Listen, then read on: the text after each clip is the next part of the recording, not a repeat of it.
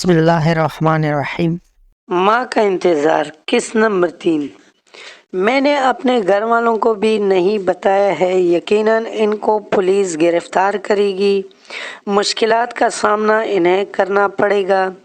یہ باتیں ہم ڈسکس کر رہے تھے اور پریشان ہو رہے تھے کہ گھر سے قدم نکالتے وقت تو ایسا کچھ سوچا نہیں تھا، اور اب یہ باتیں سوچ رہے تھے۔ اس وقت آنکھوں پر عشق کی پٹیاں بندھی ہوئی تھیں، معاشرتی حقائق اور مشکلات ذہن میں ہی نہیں آئے تھے، اور یہ حقیقی افریت منہ پاڑے سامنے کھڑے تھے۔ منیر نے کہا، میں آصف وکیل کے پاس جاتا ہوں اور کورٹ میرج کی بات کرتا ہوں، دیکھو وہ کیا ٹائم دیتا ہے، پھر تم کو لے چلوں گا۔ تم ہوٹل کے کمرے کو اندر سے لاک کر لینا، جب تک کہ میں نہ آؤں دروازہ بجے بھی تم مت کھولنا، میں مینیجر کو بتا دوں گا اور 2-4 گھنٹے تک آ جاؤں گا، گھبرانا نہیں۔ یہ کہہ کر وہ چلا گیا اور میں اس کا انتظار کرنے لگی۔ کمرے میں ٹی وی رکھا تھا، اس کو آن کیا اور دل بہلانے لگی۔ شام کو منیر لوٹ آیا، بتایا کہ آصف مل گیا ہے، کل کاغذات ٹائپ ہوں گے اور گواہوں کا انتظام ہوگا، پھر تم کو لے جاؤں گا، کیونکہ کورٹ میں میرا بیان بھی قلم بند ہوگا۔ اگلے روز وہ صبح ہی چلا گیا اور پھر صبح سے شام ہو گئی، منیر نہ لوٹا۔ میرا جی گھبرا رہا تھا، بار بار گھڑی دیکھتی تھی، لیکن وقت جیسا تھم گیا تھا۔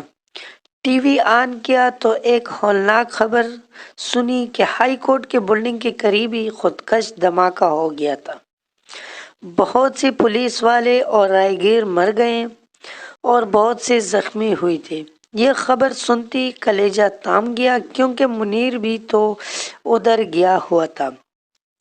شام سے رات ہو گئی، وہ نہیں آیا۔ خدا جانتا ہے کہ وہ رات کیسی گزاری، پل بھر کو آنکھ نہ لگی۔ شب بھر منیر کی خیر و سلامتی کی دعا کرتی رہی، رات کا کھانا بھی نہ کھایا۔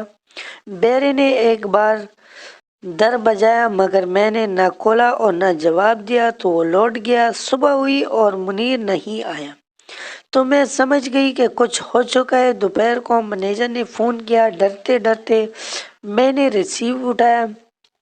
اس نے بتایا کہ منیر صاحب شدید زخمی تھے، خودکش دھماکے میں ان کی ٹانگیں اڑ گئی تھی، اسپتال میں ان کو ہوش نہیں آ سکا، وہ چل بسے ہیں، اور ان کی جیب سے ہمارے ہوٹل کا کارڈ ملا تھا۔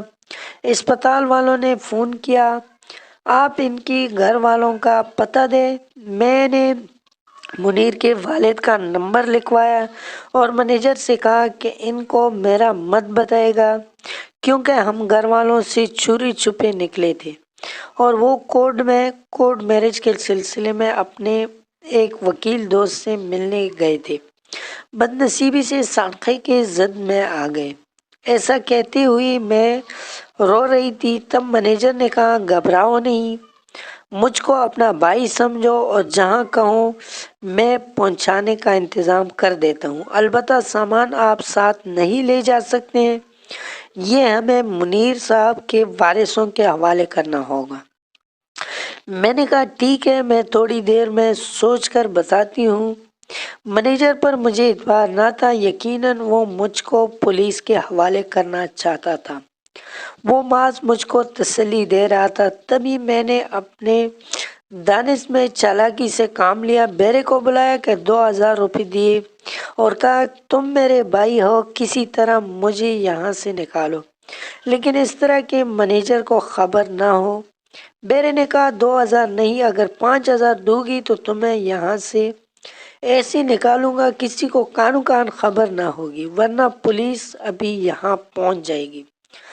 یہ دشوار کام ہے، میری نوکری خطرے میں پڑ سکتی ہے۔ اس وقت میں بہت گھبرائی ہوئی تھی، گھر والوں سے خوفزدہ تھی کہ کچھ نہ سوچا، اوپر سے پولیس کا ڈر تھا کہ مینیجر ضرور کوئی ایسی کارروائی کرنے میں لگا ہے کہ چند لمحوں بعد میں گرفت میں آ جاؤں گی۔ حالانکہ بم دھماکے میں جان بحق ہونا منیر کے لیے تو ایک حادثی سانحہ تھا، مگر میرا اس کے ساتھ گھر سے بھاگ آنا جرم ہی گنوانا جانا تھا۔ بس میں نے 5,000 بیرے کو دیے اور اس نے مجھ کو ہوٹل سے باہر جانے کا دوسرا راستہ دکھا دیا۔ جب میں پہلی سیڑھی سے باہر آئی تو کسی نے نہیں دیکھا، وہاں ٹیکسی کھڑی تھی۔ بیرے نے مجھ کو اس میں بیٹھ جانے کا اشارہ کر کے کہا کہ یہ تم کو میرے گھر لے جائے گی، وہاں جا کر آرام سے بیٹھ جانا اور میں ڈیوٹی ختم کر کے آ جاؤں گا، پھر تم جہاں کہو گی تم کو پہنچا دوں گا۔ منیر کا سامان میں نے ہوٹل میں رہنے دیا تھا، صرف اپنا بیگ جس میں میرے کپڑے، نقدی اور کچھ زیورات تھے ساتھ لیا۔ ٹیکسی ڈرائیور نے مجھے بیرے کے گھر کے دروازے پر اتارا، شاید وہ اس کو جانتا تھا۔ بیرے کا نام افتخار تھا اور یہ ٹھیک آدمی نہیں تھا۔ باقی سٹوری اگلی قسط میں دیکھنے کے لیے ہمارے چینل کو سبسکرائب کر لیں، بیل نوٹیفیکیشن کو آن کر لیں تاکہ آنے والا قسط آپ تک بآسانی پہنچے۔ امید ہے کہ آپ لوگوں کو یہ سٹوری کا قسط پسند آیا ہوگا۔ اگر پسند آیا تو ویڈیو کو لائک کر لیں، کمنٹ میں اپنے رائے کا اظہار ضرور کر لینا۔ اگلی قسط میں پھر انشاءاللہ ملاقات ہوگی، تب تک کے لیے اللہ حافظ۔